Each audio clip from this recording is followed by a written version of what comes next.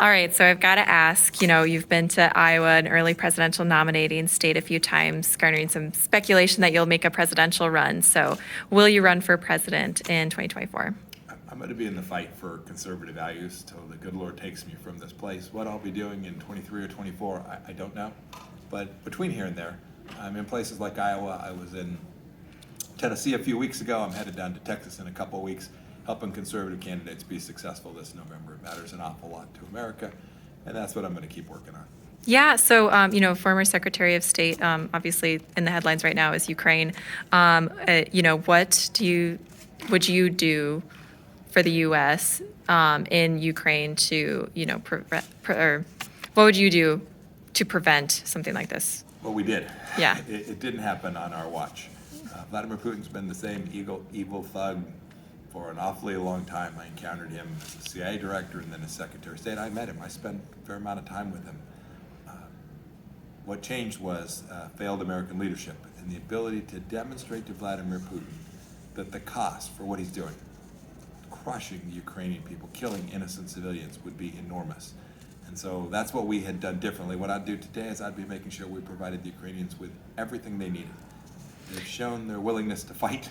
They've been surprisingly good, I think, to Vladimir Putin. I don't think he expected this. And so we ought to provide them the resources, the tools on every front, intelligence, hardware, ammunition, all the things they need to defend their own nation.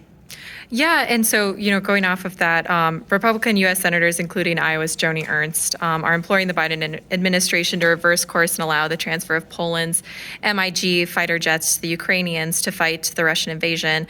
Do you think that the White House should reverse course? And what of Pentagon and administration officials' concerns that the plan runs a high risk of escalating the war without significantly changing the situation?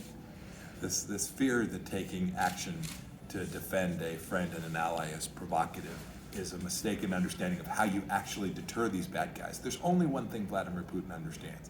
It is power and risk. And so to the extent you publicly state, we're not going to send, right, we're not going to do this, and we're not going to do that, and we're not going to allow these MiGs to go in. Vladimir Putin views that as a green light. When President Biden spoke of minor incursions maybe being okay, you're telling Vladimir Putin he has space to maneuver. This is deeply dangerous. It's certainly already presented enormous damage to Ukraine. We should absolutely support the effort to get aircraft, anti-aircraft defense systems, and weapons into the hands of the Ukrainians and allow them to take this fight to Vladimir Putin. It is the only thing that will ultimately cause him to change his behavior. Yeah, and so what is your reaction to Republicans' differences on opinions on Vladimir Putin, for example? President Trump has been in the news for calling Putin's move to declare certain parts of Ukraine independent genius and savvy. Do you agree? What are your thoughts? You should never underestimate your adversary. Remember when President Obama talked about ISIS being the junior varsity? They proceeded to cut people's heads off. We should take our adversaries very seriously. We should acknowledge their capabilities, and then we should prepare America to defend against those threats and keep our people safe. And so I've been accused of this too. I've talked about Vladimir Putin being very capable. I think that's true. We should then prepare for a capable adversary. I was taught when I was a cadet at West Point, know your enemy. I know who Vladimir Putin is. He is an evil thug in charge of 1,000 nuclear weapons and a military of some scale. We should be sure that the United States is prepared to defend and protect the things that matter here at home, here in America, from exactly this kind of adversary.